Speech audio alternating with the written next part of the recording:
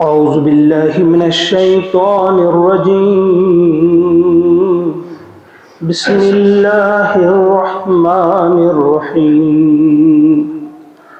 كاف ها يا عين صاد ذكر رحمة ربك عبده زكريا إذ نادى ربه نداء خفيا قال رب إني وهن العظم مني واشتعل الرأس شيبا ولم أكن بدعائك رب شقيا وإني خفت الموالي من ورائي وكانت امرأتي عاقرا فهب لي من لدنك وليا يرثني ويرث من آل يعقوب واجعله رب رضيا آمنت بالله صدق اللہ العظیم۔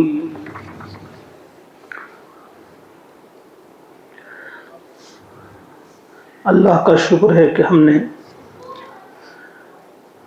کل سورہ کہف مکمل کی، آج سورت نمبر 19 ترتیبی مصحف کے اعتبار سے اس کا نمبر 19 ہے، اور نزولی ترتیب کے اعتبار سے اس کا نمبر 44 ہے، 44 سورہ مریم۔ مکی صورت ہے، یہ ہجرت حبشہ سے پہلے یہ نازل ہوئی ہے، یعنی 5 نبوی سے پہلے یہ صورت، اس کا جو پڑھنے کا انداز ہے، یہ اللہ کا کلام ہے، جس کو بھی آپ پڑھیں گے اس کا ایک الگ ہی ڈھنگ ہے، ایک الگ ہی طرز ہے۔ اس کو جب آپ پڑھیں گے، خوبصورت آواز میں پڑھیں گے تو آپ کی آنکھیں بہہ پڑیں گی، جس طرح سے حضرت جعفر طیار رضی اللہ تعالیٰ عنہ نے جب انہی آیات کی تلاوت کی تھی نجاشی کے دربار میں،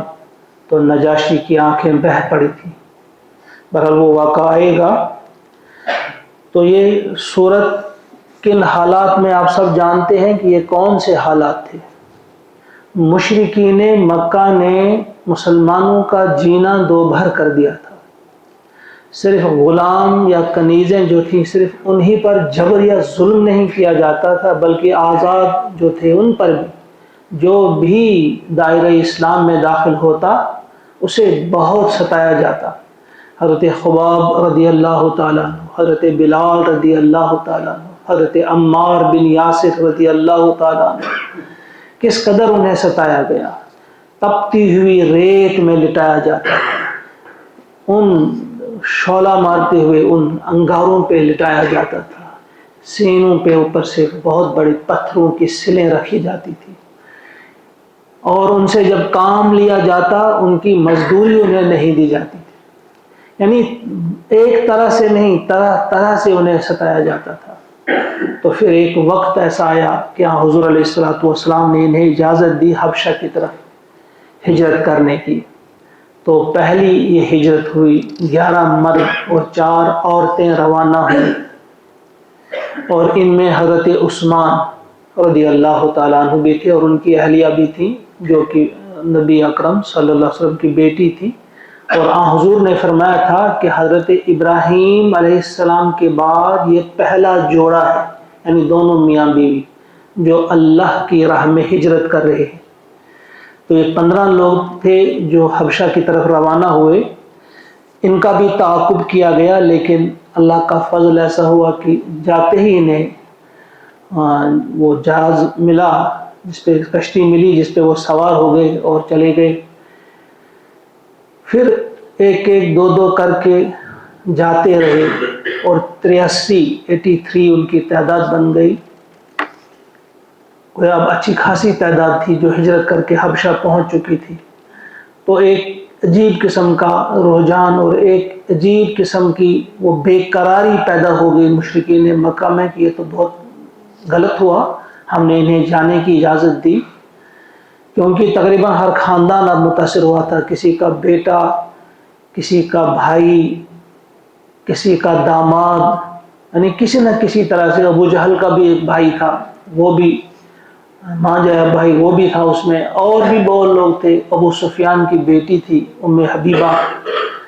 تو بہت سارے لوگ تھے۔ اب تقریباً ہر خاندان، ہر گھرانہ اس میں انوالو ہوا تھا۔ پھر انہوں نے مشورہ کیا تو عمرو بن العاص اور ایک اور عبداللہ ان کے نام تھے، ان دو کو بھیجا، کچھ اور بھی وفد ان کے ساتھ تھا، کہ ایک کافی تحفے تحائف لے کر بھیجے کہ آپ تحفے لے کر جاؤ اور نجاشی سے کہو، بادشاہ سے کہو کہ ہمارے قوم کے کچھ بھگوڑے ہیں، کچھ جوان آئے ہیں، بھاگ کر انہیں واپس بھیج دو، ہمیں جو اشراف ہیں قوم کے شریف لوگ جو ہیں انہوں نے ہمیں بھیجا ہے، ان کو واپس کر دو۔ پر جب وہ پہنچے تو پہلے انہوں نے ان کے جو وزیر وغیرہ تھے ان کو تحفے دیے، ان کو تیار کر دیا سفارش کے لیے، اور اگلے روز جب دربار میں پیش ہوئے تو جب انہوں نے بات کی کہ ہماری قوم کے کچھ لونڈے ہیں، نعوذ باللہ کچھ بھگوڑے ہیں، ان کو واپس کر دو، تو جو پہلے سے جن کو انہیں دے رکھے تھے کچھ رشوتیں سمجھو آپ، تو وہ سب کہنے ہاں یہ تو بالکل درست ہے، وہاں کی ان کی قوم کے لوگ اس بات کی گواہی دے رہے ہیں کہ یہ بھاگ کر آئے ہیں اور ان کا کردار، ان کا کریکٹر ٹھیک نہیں ہے، تو ہمیں چاہیے کہ ان کو واپس کر دیں۔ سب نے یک زبان ہو کر کہا، لیکن نجاشی جو انتہائی ایک قسم کے شریف النفس بادشاہ تھا، جو نیک دل بادشاہ تھا، ان کی مشہوری بھی کافی تھی کہ بڑا ہی نیک دل بادشاہ ہے، انہوں نے کہا کہ ایسے میں ان کو واپس نہیں کروں گا، بلکہ ان کو موقع دوں گا، ان سے پوچھوں گا کہ وہ کیا کہتے۔ انہوں نے کہا تھا کہ بھئی یہ تو ہمارے دین سے بھی پھر گئے ہیں اور تمہارا دین بھی انہوں نے قبول نہیں کیا ہے، کسی دین کے ماننے والے نہیں، نیا ہی دین انہوں نے نکالا ہے۔ بھلا اگلے روز جب ان کو پیش کیا گیا، ان کو بلایا گیا، انہوں نے آپس میں مشورہ کیا کہ کیا کہا جائے، تو باتفاق رائے انہوں نے کہا کہ جو حق ہے، جو دین ہے، ہم وہی کہیں گے، چاہے ہمیں یہاں رہنے دیا جائے یا نہ رہنے دیا جائے، کچھ بھی ہو ہم صاف صاف باتیں بتا دیں گے۔ تو بہرحال ایسا ہی ہوا، اور انہوں نے منتخب کیا حضرت جعفر کو، جعفر بن ابی طالب، جنہیں جعفر طیار کہا جاتا ہے، ان کو کہا کہ آپ ہی تقریر کریں گے نجاشی کے دربار میں۔ تو جب ان سے پوچھا گیا تو انہوں نے تقریر کی، اور بڑے ہی دل نشین انداز میں، خوبصورت انداز میں آپ نے دین حق کی صحیح تصویر پیش کی۔ وہ موجود ہے تقریر، آپ نے پڑھی ہوگی، سنی بھی ہوگی، کہ انہوں نے جو الفاظ بولے، جو تقریر کی۔ اس کے بعد نجاشی نے کہا کہ مجھے کچھ اس کلام کا حصہ سناؤ جو آپ کے پیغمبر پر، جو کہتے ہیں ان پر نازل ہوتا ہے۔ تو اس وقت یہ سورہ مریم انہوں نے پڑھی۔ جب انہوں نے ان آیات کی تلاوت کی تو دیکھنے والوں نے دیکھا کہ نجاشی کی آنکھیں بہہ پڑی، یعنی آنسو بہہ رہے تھے، لیکن اتنے آنسو بہہ رہے تھے گویا آنکھیں ہی بہہ پڑی ان آنسو میں، ان آنسوں کے ساتھ آنکھیں بھی بہہ پڑی، بہت زیادہ رویا انہوں نے، اور اس کے بعد کہا کہ ان کو کوئی یہاں سے نہیں نکال سکتا، یہ ہمارے ہیں، آپ چلے جاؤ، یہ یہیں پہ رہیں گے۔ لیکن انہیں پھر بھی قرار نہیں ہے، اگلے روز پھر وہ کچھ چیزیں لے کر انہوں نے پھر مشورہ بنایا کہ اب ایک اور تیر ہے ہمارے پاس، وہ یہ تھا کہ ہم کہیں گے ان سے پوچھو ذرا عیسیٰ کے بارے میں ان کی کیا رائے ہے، یہ کیا کہتے ہیں عیسیٰ کے بارے میں۔ اب انہیں پتہ چلا مسلمانوں کو بھی کہ کیا مشورے ہوئے ہیں، انہوں نے پھر آپس سے مشورہ کیا کہ کیا کہیں۔ انہوں نے کہا کہ ہم صاف صاف بتا دیں گے، چاہے ان کو مرضی رکھیں گے یا نہ رکھیں، لیکن ہم بتا دیں گے کہ وہ خدا کا بیٹا نہیں ہے، وہ روح اللہ ہے، ہم کہہ دیں گے صاف صاف اس کی جو اصل حقیقت ہے۔ تو پھر اگلے روز پھر جب انہیں پیش کیا گیا، بتاؤ تم کیا سمجھتے ہو، عیسیٰ علیہ السلام کے بارے میں کیا کہتے ہو؟ انہوں نے پوری بات بتا دی جو انہوں نے سیکھ رکھی تھی، سمجھ رکھی تھی نبی محترم صلی اللہ علیہ وسلم سے۔ تو یہ چیزیں سن کر نجاشی نے ایک تنکا اٹھایا اور کہا کہ دیکھو یہ جو ان کا عقیدہ ہے عیسیٰ علیہ السلام کے بارے میں، اس تنکے کے برابر بھی اس سے زیادہ عیسیٰ علیہ السلام نہیں ہے۔ انہوں نے صحیح ترجمانی کی، ایسا ہی ہے، اور کہا کہ یہ جو ہیں تحفے انہیں لائے ہیں نا، ان کو واپس کر دو اور کہو یہاں سے نکل جاؤ۔ ان کو نکال دیا گیا وہاں سے کہ چلے جاؤ واپس، مسلمان ہمارے پاس رہیں گے۔ اب ذرا اندازہ کرو کہ اس وقت مسلمانوں کے دل میں کیا جن کو اپنے وطن سے نکالا گیا تھا، نکل گئے تھے، قسم پرسی کی حالت میں تھے، اب ایک بادشاہ نے انہیں جگہ دی تھی، وہاں بھی ان کو چین سے رہنے نہیں دیا جا رہا تھا، وہ ان کے پیچھے وہاں بھی گئے نہیں، یہاں بھی نہیں رہیں گے۔ یہ جو دنیا کسی کی آنکھوں کو جب وہ اندھا کر دیتی ہے، پھر انہیں یہ نہیں دکھتا کہ ہم کیا کر رہے ہیں، ہم کتنے بڑے ظالم ہیں، انہیں یہ پتہ نہیں چلتا۔ اس وقت بھی اگر آپ دیکھیں گے دائیں بائیں، آپ دیکھیں کہ شریف لوگوں کا جینا دوبر کیا جاتا ہے، انہیں نہ صرف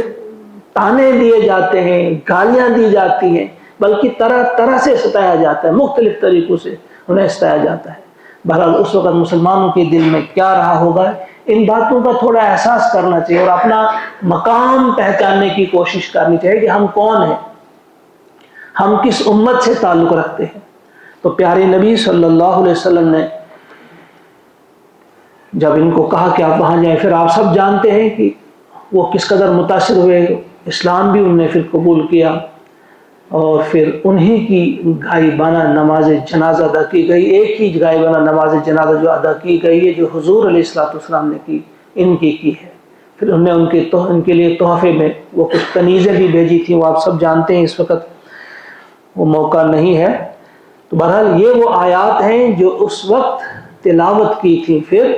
حضرت جعفر طیار نے، اور خوبصورتی کے ساتھ آپ کو بھی چاہیے، آپ بھی کوشش کریں، جس طرح سے سورہ کہف کی آیات کے بارے میں نے کہا تھا، ابتدائی 10 آیات اور آخری یہ آیات، اسی طرح سے سورہ مریم کی آیات بھی انتہائی اہم ہے، ہمیں ان کا مطالعہ بار بار کرنا چاہیے۔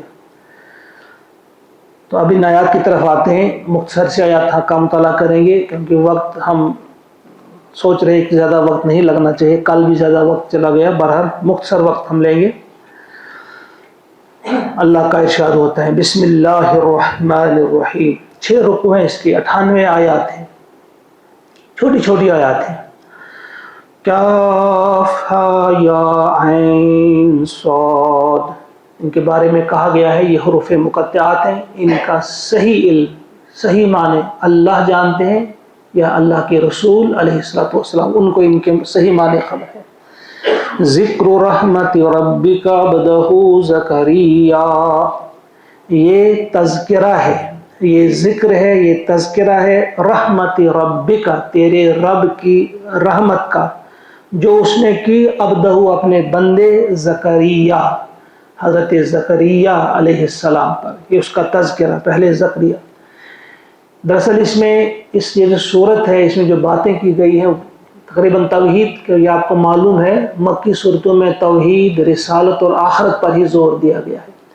تو اس میں پہلے حضرت زکریا علیہ السلام کا واقعہ دیکھیں گے، پھر حضرت عیسیٰ علیہ السلام کا واقعہ دیکھیں گے، پھر حضرت ابراہیم علیہ السلام کا واقعہ۔ حضرت زکریا کا واقعہ بیان کیا گیا تاکہ مشرکین مکہ کو بھی پتہ چلے کہ اللہ تعالیٰ ناممکن کو بھی ممکن بنا سکتا ہے۔ جب زکریا علیہ السلام نے دعا کی بڑھاپے میں، اور ان کی بیوی بانجھ تھی، اس حالت میں ان کو اولاد عطا کی گئی، اور پھر حضرت مریم سے حضرت عیسیٰ پیدا فرمائے گئے بغیر باپ کے۔ تو ایک چیز تھی، ایک پیغام تھا مشرکین مکہ کے لیے کہ دیکھو ناممکن کو ممکن بنا دیتا ہے اللہ تعالیٰ، تمہیں ہوا کیا ہے، تمہیں ہوا کیا ہے کہ تم نے دشمنی مول لی اللہ سے، تم نے اللہ کے نبی سے دشمنی کرتے ہو، وہ تو ناممکن کو ممکن بنا دیتا ہے، آج تم ظلم کر رہے ہو، کل تم بھیک مانگو گے کہ اب ہمیں زندہ رہنے دو، اب ہمیں مار نہ دیا جائے، اب ہمارے ساتھ برا سلوک نہ کیا جائے۔ اور پھر تیسرا واقعہ جو اس میں بیان کیا گیا ہے ابراہیم علیہ السلام کا، اور ان کے ذریعے ان کو بتا دیا کہ جس طرح ابراہیم علیہ السلام کو وطن سے نکال دیا گیا اور اپنے بیوی کے ساتھ اور بچے کے ساتھ جب وہاں جا رہے تھے، تو تم بھی ایسا ہی کر رہے ہو کہ جس طرح سے ابراہیم علیہ السلام کی مدد کی اللہ تعالیٰ نے، اسی طرح سے اپنے اس پیغمبر محمد عربی صلی اللہ علیہ وسلم کی بھی مدد فرمائیں گے اللہ تعالیٰ۔ ایک طرف سے مشرکین مکہ کو یہ بتایا جا رہا ہے کہ دیکھو اس صورت کے اندر کیا، تو 3 واقعات بیان کر کے کہ کیا سبق ہے تمہارے لیے، اس سے سبق لو، اور دوسری طرف سے یہ ایک یقین دہانی تھی، اطمینان تھا، سکون تھا، اور ایک مژدہ تھا، ایک خوشخبری تھی مسلمانوں کے لیے کہ پریشان مت ہو جاؤ، دیکھو زکریا کی میں نے کیسے مدد کی، دیکھو مریم علیہ السلام کی میں نے کیسے مدد کی، دیکھو ابراہیم علیہ السلام کی میں نے کیسے مدد کی، تمہاری بھی مدد کروں گا۔ یہ آزمائش کا وقت ہے، اس میں صبر کرو، میں تمہاری بھی مدد کروں گا۔ اس کا خلاصہ میں نے جو آپ کے سامنے رکھا، اس صورت میں یہی بات بتائی گئی ہے۔ تو فرمایا جا رہا ہے ذکر رحمت ربک عبدہ زکریا، یہ تذکرہ ہے کس چیز کا؟ جو تیرے رب نے رحمت کی تھی حضرت زکریا علیہ السلام پر۔ اذ نادا، جب اس نے پکارا، ربہ، اپنے رب کو، نداء خفیہ، خفیہ طریقے سے، آہستہ آہستہ پکارا۔ اس واقعے کو ذہن میں لاؤ، سورہ آل عمران میں ہم پڑھ آئے ہیں اس واقعے کو کہ مریم علیہ السلام ان کی کفالت میں دی گئی۔ مریم علیہ السلام کے کھالو تھے حضرت زکریا علیہ السلام، ان کی کفالت میں تھی، وہ عبادت کرتی تھی، تو جب جایا کرتے تھے کبھی کبھی ان کے پاس زکریا دیکھنے کے لیے، تو وہاں بے موسم کا پھل دیکھتے تھے وہ، اور پھر پوچھا یا مریم انا لکی ھذا، مریم یہ کہاں سے پھل آج اس موسم میں اور تر و تازہ پھل یہ کون لے آتا ہے؟ تو مریم نے ایک جواب دیا کہ یہ تو اللہ تعالیٰ کی طرف سے آتا ہے، جس کو وہ چاہتا ہے بے حساب رزق دیا کرتا ہے۔ تو یہ چیز دیکھ کر اس کے دل میں آ گیا کہ بے موسم کا پھل اللہ تعالیٰ دے سکتا ہے تو مجھے بھی بے موسم کی اولاد دے سکتا ہے۔ اگرچہ میری عمر بہت زیادہ ہو گئی، 80 سے زیادہ سال، تو مجھے بھی عطا کر سکتا ہے وہ اولاد۔ تو پھر دل ہی دل میں اس نے دعا کی اللہ تعالیٰ سے کہ مجھے اولاد عطا فرما۔ وہاں بھی کچھ الفاظ ہیں، یہاں بھی کچھ الفاظ ہیں۔ یہ نداء خفیہ کیا ہے؟ اس سے مراد کیا ہو سکتا ہے؟ یا تو ایسا کہ رات کی نماز تہجد میں انہوں نے پکارا، یا پھر اس کا یہ مطلب ہے نداء خفیہ یہ کہ آہستہ آہستہ دعا کرتے تھے، اس لیے کہ کہیں لوگ نہ سنیں اور مذاق نہ اڑائیں کہ 80 سال کی، 80 سال کی عمر میں یہ اولاد مانگ رہا ہے خدا سے، کہ کہیں وہ مذاق نہ اڑائیں۔ یا پھر زکریا علیہ السلام نے وہ پھل دیکھ کر دل ہی دل میں کہا کہ اللہ بے موسم کا پھل دیا مریم کو، مجھے بھی دے دو اولاد، تم تو ہر چیز پر قادر ہو۔ پر کسی طرح سے بھی فرمایا نداء خفیہ، اس سے کچھ لوگوں نے لیا ہے کہ زیادہ جو قبول ہونے والی دعا ہے وہ تنہائی میں کی جانے والی ہے، گڑ گڑا کر کی جانے والی ہے، جہاں کوئی دوسرا سننے والا نہ ہو۔ اذ نادى ربه نداء خفیہ، اور کیا دعا کی؟ قال، کہا، رب انی وہن العظم منی، کہا اے میرے رب میری ہڈیاں جو ہے وہ کمزور ہو گئی ہے، انی وہن العظم، میری ہڈیاں کمزور ہو گئی ہیں، واشتعل الراس شیبا، بڑھاپے سے میرا سر بھڑک اٹھا ہے، یعنی سفید بال چمک رہے ہیں، گویا شعلہ مار رہے ہیں، میرا جو سر جو چھا گیا ہے بڑھاپا میرے سر پہ، واشتعل الراس شیبا ولم اکن بدعائک رب شقیا، لیکن میں نہیں رہا، میں نہیں ہوا تجھے پکار کر ربی، اے میرے رب، شقیہ، محروم، یعنی میں کبھی بھی تجھے پکار کر محروم نہیں رہا۔ میرا پوری عمر دعا کی، بیٹا نہیں ملا، لیکن حرف شکایت زبان پہ نہیں لایا کہ میری کوئی دعا قبول نہیں ہوئی، کیونکہ یقین ہوتا ہے نبی کو کہ میری ہر دعا قبول ہوئی، چاہے فوری طور مجھے اولاد ملی یا نہ ملی، لیکن میری دعا تو قبول ہوئی۔ ہم تو فوراً تھک جاتے ہیں، 2 بار 10 بار ہم نے دعا کی، نہیں میری سنتا ہی نہیں۔ یہ انتہائی ناشکری کے الفاظ ہیں،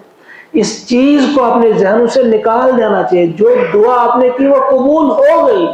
فوری طور آپ کو وہ چیز مل گئی، یا آپ کے لیے اس کو ریزرو رکھا گیا، قیامت کے دن جب آپ کو دیکھیں گے اور تمنا کریں گے کہ کاش میری ایک بھی دعا قبول نہ ہوتی، اتنا بڑا خزانہ جب ہم دیکھیں گے۔ اور یا دعا اس انداز سے قبول ہوتی ہے کہ کوئی خوفناک بلا آنے والی ہوتی ہے، کوئی مصیبت آنے والی ہوتی ہے، کوئی پریشانی آنے والی ہوتی ہے، اس کو اللہ تعالیٰ دور فرما دیتے ہیں۔ تو فرمایا کہ میں تو، میری ہڈیاں جو ہیں وہ گل گئی ہیں، وہ کمزور ہو گئی ہیں، میرے بال بھی سفید ہو چکے ہیں، سر میرا بھڑک اٹھا ہے بڑھاپے سے، لیکن اے میرے رب میں کبھی بھی تجھے مانگ کر نام مراد نہیں ہوا ہوں، میں کبھی بھی نام مراد نہیں ہوا ہوں، جب بھی میں نے تجھے دعا کی ہے میری دعا قبول ہوئی ہے، محروم نہیں رہا ہوں۔ وَإِنِّي خِفْتُ الْمَوَالِيَ، اور میں ڈرتا ہوں، مجھے اندیشہ ہے موالیہ اپنے رشتہ داروں سے، یعنی وہ کہیں میرے اس مشن کو چھوڑ نہ دیں۔ وہ اپنے رشتہ داروں کو دیکھا تھا جو عزیز قریبی تھے، ان کو دیکھ کر وہ کہہ رہے تھے یہ میرا کام ہے، انہیں بہت زیادہ جو فکر رہتی ہے اسی چیز کی رہتی ہے کہ میں چلا جاؤں کہیں میرا مشن نہ رہ جائے۔ فرمایا کہ مجھے اپنے رشتہ داروں سے خوف ہے، یعنی کہیں وہ اس کام کو چھوڑ نہ دیں۔ من ورائی، میرے بعد، وکانت امراتی، اور ہے میری بیوی عاقرہ، بانجھ، میری بیوی بانجھ ہے۔ فہبلی من لدنک ولیہ، تو مجھے عطا کر اپنے پاس سے ایک وارث، من لدنک ولیہ، اور جو وارث کیا ہوگا، صرف میرا نہیں، یرثنی، وہ میرا بھی وارث ہوگا، ویرث من آل یعقوب، اور آل یعقوب، اولاد یعقوب کا بھی وارث ہوگا۔ واجعلہ ربی رضیہ، اور اے میرے رب تو اسے بنا دے رضیہ، پسندیدہ، یعنی ایسے بہترین اخلاق اسے عطا کر، ایسی صفات اسے عطا کر، اس قسم کے بہترین اس کی گفتگو، اس کا چلنا، اس کے آداب، ایسی صفات اسے عطا کر کہ لوگ اسے پسند کریں، لوگوں کے دلوں میں اس کے لیے جگہ ہو۔ ایسی اولاد عطا فرما جو میرا وارث ہو۔ اور وارث کون ہوتا ہے؟ وہ انبیاء کا وارث کون ہوتا ہے؟ وہ علماء ہوتے ہیں۔ گویا اسے ایسا علم عطا کر جو میری وراثت کا حق ادا کرے، جو میرا صحیح معنی میں وارث بن جائے۔ تو یہ 6 آیات ہیں اس سورت کی آغاز میں، یہ جو دعا کی زکریا علیہ السلام نے، اب اس کے جواب میں اللہ تعالیٰ نے کیا فرمایا انشاءاللہ کل پڑھیں گے ہم۔ اللہ سے دعا ہے کہ وہ ہم سب کو توفیق عطا فرمائے کہ سورہ مریم کو بھی ٹھیک طرح سے ہم پڑھیں، سمجھیں، اور اس کے بعد اسے بھی ہم اپنی زندگی میں لائیں۔ اللہ تعالیٰ ہم سب کو عمل کی توفیق عطا فرمائے۔ اللہم اجعل القرآن ربیع قلوبنا ونور ابصارنا وشفاء صدورنا وذهاب همومنا وغمومنا، وصلی اللہ وسلم علی سیدنا ومولانا محمد وآلہ واصحابہ اجمعین برحمتک یا ارحم الراحمین، آمین۔ السلام علیکم۔